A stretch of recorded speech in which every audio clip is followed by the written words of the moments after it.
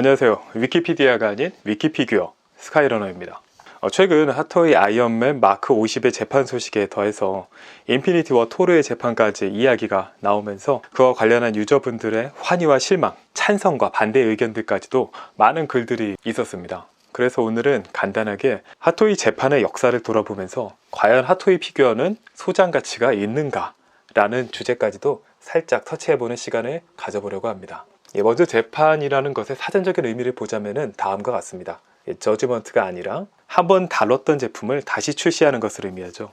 엄밀히 말하면 핫토이한테 있어서 우리가 흔히 아는 이 기존 제품을 그대로 다시 출시하는 형태의 이 순수한 재판이라는 것은 그리 많지는 않았습니다. 오히려 이 최근에 아이언맨 마크 50과 같은 케이스로 인해서 유독 불거진 부분들이 좀 있죠. 그런데 재판이라는 것의 의미를 똑같은 것을 다시 반복하는 것이 아니라 똑같은 콘텐츠를 다시 반복하는 것으로 만약에 우리가 본다라고 하면은 핫토이는 이미 과거부터 수없이 많은 재판, 그리고 재판의 재판까지도 계속해서 거듭해온 그런 이력이 있다고 할 수 있습니다.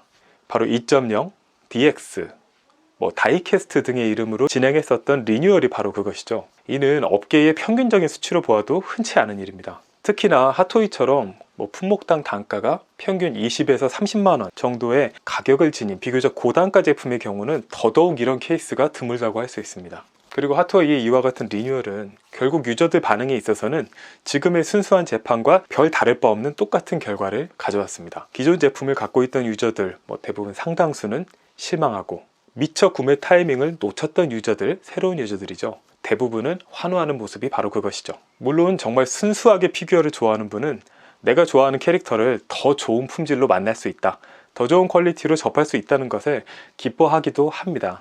근데 그런 분들조차도 내가 갖고 있던 이 기존 제품에 대한 애정, 사랑의 포션이라고 할까요? 그런 부분에 있어서는 많이 줄어들거나 저하된다 라는 점에 있어서는 아마 동의를 할 겁니다. 또 한편으로 타이밍을 못 맞추고 거금을 들여가지고 프리미엄 제품을 이미 구매한 유저 중에는 이렇게 재판이나 새로운 신작 소식으로 인해서 기존 제품이 가격 하락하는 것에 대해서 충격을 받아서 이런 취미에서 이탈하게 되는 그런 경우까지도 볼 수 있었죠. 자, 그러한 핫토이의 과거 전력 한번 정리해봤습니다. 먼저 핫토이의 인기 캐릭터 조커입니다. 조커는 MMS 68번 오리지널 버전이 처음 등장을 했는데요. 출시 직후에 영화와 동반해서 인기가 굉장히 높아졌습니다. 하지만 뱅크로버 버전이 출시하면서 헤드에 대한 퀄리티 차이로 인해서 뱅크로버 이후로는 그냥 바디킷 정도의 역할로 전환이 됐었고요. 그마저도 디럭스 1번이 출시되면서 역사 속으로 사라지게 됐습니다. MMS 79번인 조커 뱅크로버는 출시 직후에 거의 국민 피규어 같은 인기를 얻었지만은 마찬가지로 MMS 249번 조커 뱅크로버가 나오면서 역사 속으로 사라지게 됐죠. 조커는 디럭스 1번과 디럭스 11번 두 차례에 걸쳐서 출시가 됐습니다. 마찬가지로 디럭스 11번의 조커가 디럭스 1번의 거의 상위 호환격의 역할을 하게 됐었고요. 현재는 이렇게 디럭스 11번과 조커 뱅크로버 2.0 두 개 제품들 정도만 시장에서 자리매김을 하고 있다라고 볼 수 있을 겁니다. DX 1번 같은 경우는 경찰복 루즈 등으로 아직 좀 차별화를 하고 있지만 말이죠. 다음은 배트맨입니다. 배트맨은 MMS 71번으로 처음 다크나이트 버전 배트맨이 출시가 됐었고, 그것을 기반으로 디럭스 버전, 그리고 다크나이트 3편인 다크나이트 라이즈 버전의 디럭스 12번, 그리고 MMS 236번 배트맨 아머리까지 4차례에 걸쳐서 출시가 됐습니다. 마찬가지로 초기에 MMS 71번과 디럭스 2번 같은 경우는 역사 속으로 사라지게 된 피규어입니다. 다음은 잭 스패로우를 보시겠습니다. 잭 스패로우 같은 경우는 핫토이의 아주 초기죠. MMS 42번부터 등장을 했었고요. 이후로 MMS 57번의 카니발 버전, 그리고 디럭스 6번인 잭 스패로우가 공개됐었고요. 최근 제품인 디럭스 15번 잭 스패로우, 영화적으로는 5편 버전이지만은 여전히 똑같은 느낌의 잭 스패로우라는 점에서 이 디럭스 15번 외에는 대부분 가치 하락을 피할 수 없었다라고 볼 수 있을 겁니다. 그리고 아이언맨 마크 1. 아이언맨 마크 1은 심플합니다. MMS 80번 아이언맨 마크 1은 아이언맨 영화가 굉장한 히트를 하면서 이 마크 1부터 3까지를 전체적으로 올 컬렉팅 하고 싶어하는 유저들의 성원에 힘입어서 중고 가격 기준으로 100만원 정도까지도 상승을 했다가 이 마크 1 2.0 버전이 공개되면서 그야말로 역사 속으로 사라지게 됐습니다. 다음은 아이언맨 마크 2입니다. 아이언맨 마크 2도 비슷한 상황입니다. 출시 직후에 마크 1과 마크 2 둘 모두 굉장한 인기를 보였고요. 사실상 주인공이라고 할 수 있는 마크 3보다도 좀 적은 수량으로 출시가 되었었기 때문일 겁니다. 하지만 이 마크 2의 리뉴얼이라 할 수 있는 마크 2 언리시드, 그리고 최근에는 다이캐스트 버전까지 공개되면서 세 차례의 리뉴얼, 앞선 제품들의 가치 하락을 피할 수 없었습니다. 이 아이언맨 마크 3는 영화의 주인공 수트인 만큼 또 두 번에 걸쳐서 리뉴얼이 됐는데요. 처음 공개된 아이언맨 마크 3, 그리고 배틀 데미지 버전이라고 하는 MMS 110번이 공개가 됐었고요. 사실 배틀 데미지라서 다른 제품이구나 라고 인식을 했지만은 어찌된 일인지 일반 파츠까지 이미 갖고 있기 때문에 핫토이의 특징, 다음 제품이 거의 상위 호환으로 등장한다 라는 의미로 받아들일 수 있었습니다. 그 이후로는 아이언맨 제품군이 전체적으로 다이캐스트, 금속 재질을 사용한 것으로 리뉴얼이 되면서 프로포션까지도 바뀌고 기존 제품들은 그냥 아예 마치 자동차 구형과도 같은 그런 느낌으로 인식되게 되었죠.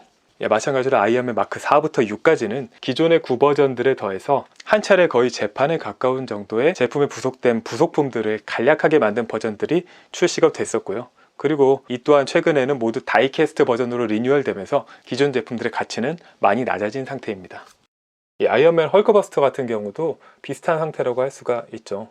여전히 사실 출고가 대비해서는 높은 가치를 유지하고 있기는 합니다. 하지만 제품 출시 직후에 바로 그 대단했던 인기에 비하면은 지금 현재는 한풀 꺾인 모습이라고 할 수 있을 겁니다. 바로 이 잭 해머 버전이 공개되면서 말이죠. 스타워즈의 루크 스카이워커 에피소드 6 제품은 비교적 최근에 유저들이 상당히 좀 뒤통수를 맞았다라고 얘기를 하는 품목 중에 하나입니다. 바로 MMS 429번으로 에피소드 6에 등장했던 제다이 복장을 재현한 피규어가 공개되면서 이후에는 엔도 버전, 즉 반란군 복장을 입은 그런 캐릭터로만 공개가 될 줄 생각을 했지만은 문제는 이 엔도 버전이 디렉스 버전이라는 이름으로 에피소드 6에 마찬가지로 상위 호환 제품으로 등장했다는 것이 문제였습니다. 로보캅과 프레데터와 같은 경우는 이미 다이캐스트와 또 리뉴얼 버전으로 상당수 재출시된 것으로도 유명하죠. 아이언맨 마크 50 그리고 토르와 더불어 아이언맨 마크 43도 헐크버스터의 재출시와 맞물려서 재판이 결정이 되면서 기존 제품의 프리미엄이 하락하는 모습을 보였습니다. 사실 이 밖에도 텀블러 등도 있고요. 다른 여러 가지 제품들이 핫토이가 다시 다루고 있는 그런 제품들입니다. 이렇게 핫토이의 지난 이력들을 통해서 소장성 측면에서 한번 바라본 핫토이 피규어의 특징을 정리해봤습니다. 첫 번째, 핫토이는 출시 이후 제품의 가치에 관심이 없다.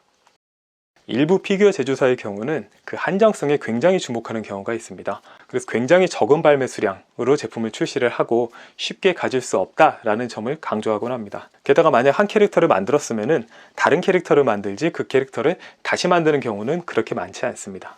피규어의 본질에는 피규어를 만드는 데 들어가는 조형과 디테일이라는 부분의 예술성, 그리고 이것을 실질적으로 상품으로 판매하는 부분의 상업성, 이 둘에 대한 균형이 중요하다고 할 수 있는데요.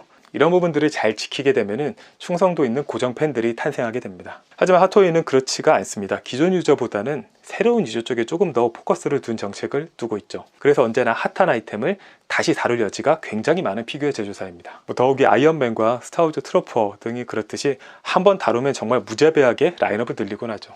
이런 걸 어쩌면은 이 유니크한 헤드라는 예술성에 더해서 공용 바디라는 상업성이 결합되어 있는 이 12인치 피규어가 가진 기본적인 속성에서 비롯된 것일지도 모르겠습니다. 이 핫토이의 특징 두 번째, 재출시는 프리미엄과 인기 캐릭터 위주로 진행한다 입니다. 핫토이가 다시 다루는 제품들 대부분이 높은 인기를 바탕으로 한 제품들인데요. 이 상당수가 과거에는 시장에서 리셀 다시 판매할 때의 가치가 굉장히 높은 것들의 분포가 많이 돼 있었습니다. 아이언맨 9버전, 프레데터, 로보캅 등이 바로 그것들이죠. 이렇게 리셀 프리미엄이 높았던 품목들은 핫토이의 이런 정책 이후로는 모두 한결같이 가격 하락하는 모습을 보였습니다. 또 한편으로는 이런 재판 등에 힘을 입어가지고 비인기 캐릭터 중에서도 프리미엄이 형성된 제품들, 아이언맨 마크 47이라던가 그런 제품들이 있죠. 이런 제품들 또한 재출시 가능성이 있지 않을까 기대해 볼 수도 있긴 한데요. 문제는 프리미엄의 종류와 형태가 서로 다르다는 점입니다. 즉 똑같이 프리미엄이 형성된 상황이라 하더라도 이 인기 캐릭터에 비해서 비인기 캐릭터의 경우는 기본적인 추가 잠재 수요가 그렇게 많지 않습니다. 그래서 만약에 이걸 만들기 위해서 새로 공장을 가동한다고 가정하면은 대부분의 공장들이 그런 게 있잖아요. 최소 생산 수량. 그런 최소 기준 생산 수량을 넘어서기가 인기 제품들에 비해서 상당히 어려울 것이라고 추측할 수 있습니다. 그리고 핫토이의 특징 세 번째, 시리즈물의 경우는 가장 마지막 작품의 피규어가 끝판왕 역할을 담당한다 입니다. 이 아이언맨처럼 굉장히 많은 수트가 모두 다 각각 역할을 하는 그런 케이스를 제외를 한다라고 하면은 많은 경우에서 이 캐릭터별 완성도는 기술력이 점점 더 정점에 가까워지는 후속 작품에서 더 높아지곤 합니다.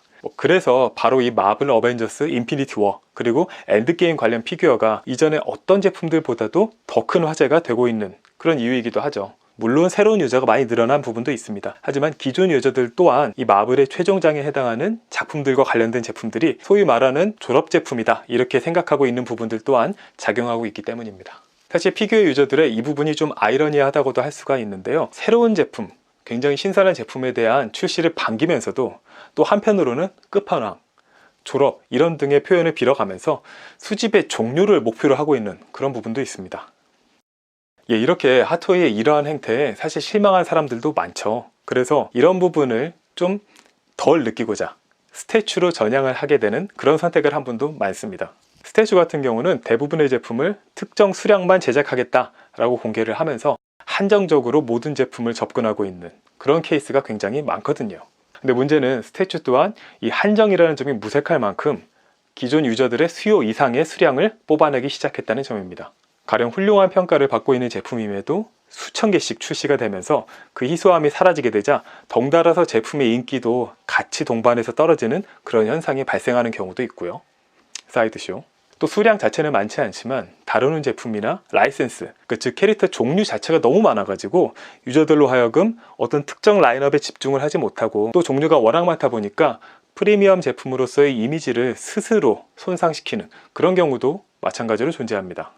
이런 상황들 덕분에 오히려 피규어의 금전적인 가치 보존에 있어서는 한정이 아닌 품목이 오히려 이런 한정품보다도 더 유지가 잘 되는 상황이 발생했죠. 즉 가격이나 크기, 발매의 속도 이런 대중적인 부분에서 우위를 지닌 핫토이가 더 높은 가치 보존성을 지니게 되는 그런 아이러니한 상황이 발생하게 된 겁니다. 그 덕분에 개인 커스텀 작품 이런 제품들이 아니면은 희소성을 바탕으로 한 소장성은 이제는 정말 기대하기 어려운 그런 시대가 됐습니다. 양산품에서는 정말 희소성을 기대하기가 어려워진 그런 상황이 된 거죠. 한때는 피규어라고 하면은 야 이거 전부 다 한정 아니야? 야 이거 전부 다 모아놓으면은 피테크 가격이 오르고 돈이 되는 거 아니야? 그런 시절도 있었지만 지금은 아닙니다. 근데 아까부터 계속해서 얘기를 했지만 과연 소장성이란 무엇일까요? 처음과 마찬가지로 이 소장에 대한 사전적인 의미를 찾아보면 다음과 같습니다. 사실 이러한 소장성이라 하면은 반드시 그것이 희소성에 기초해야만 하는 것이 아닙니다. 물론 이 취미에서 타인의 시선이라는 게 굉장히 중요하긴 하죠. 그런데 그것이 절대적인 것은 아닙니다. 정말 타인의 시선 자체가 중요하다고 하면은 같은 돈을 들여가지고 훨씬 더 쉽게 할 수 있는 여러 가지 방법들이 세상에 존재하거든요. 이 핫토이의 재판 그리고 이 재판과 유사한 여러 가지 행태들은 이런 비슷한 이유 때문에 시장이 망가지고 유저들이 이탈했다고 하는 저 레고와 같은 케이스보다도 더 일찍부터 있었던 일이지만 여전히 핫토이의 인기는 뜨겁기만 합니다. 바로 그렇게 여전히 핫토이를 좋아하는 유저가 많은 것은 기본적인 바탕이 되는 부분, 즉 피규어라는 것이 본질적인 역할이죠. 소장, 내가 좋아하는 무언가를 곁에 두며 즐긴다. 이런 기본적인 명제 자체에 여전히 충실하게 이행하고 있기 때문이라고 할 수 있을 겁니다. 그래서 오늘은 다음 정도와 같은 결론으로 좀 마무리를 할 수 있을 것 같습니다. 먼저 1번, 핫토이를 통해서 희소성의 가치를 추구하고자 한다면 언제나 불안함을 멈출 수가 없게 될 겁니다. 사실 이것은 핫토이 외에 다른 피규어도 마찬가지라고 할 수 있고요. 그래서 정말 피규어를 수집하면서 다른 사람의 부러움을 사고 싶다, 사람들에게 인기를 누리고 싶다 라고 한다라고 하면은 빠르게 제품을 수령해서 빠르게 보여주는 것이 첫 번째입니다. 그 다음 두 번째라고 하면은 많은 양을 보유하는 것이 될 거고요. 마지막은 유니크한 DP 능력을 보여주는 그런 방법도 있습니다. 다만 정말 피규어의 본질, 그 본질이란 내가 좋아하는 캐릭터나 배우, 즉 내가 좋아하는 무언가를 항상 내 곁에 가까이에 둠으로써 그렇게 얻게 되는 기본적인 만족감에 있습니다. 그런 만족감에 우리가 가장 높은 포커스를 둘 수 있다라고 하면은 이 피규어 수집이 어떠한 재판, 어떠한 리뉴얼, 어떠한 새로운 소식을 접한다 하더라도 우리는 항상 행복해질 수 있을 거라고 생각합니다. 오늘은 급하게 최근 이슈에 대해서 간단하게 한번 이야기를 해봤습니다. 피규어 관련한 지식, 정보, 그리고 리뷰와 오늘과 같은 이런 잡담까지도 언제나 추구하고 있는 위키피규어. 다음 시간에도 뵙겠습니다. 감사합니다.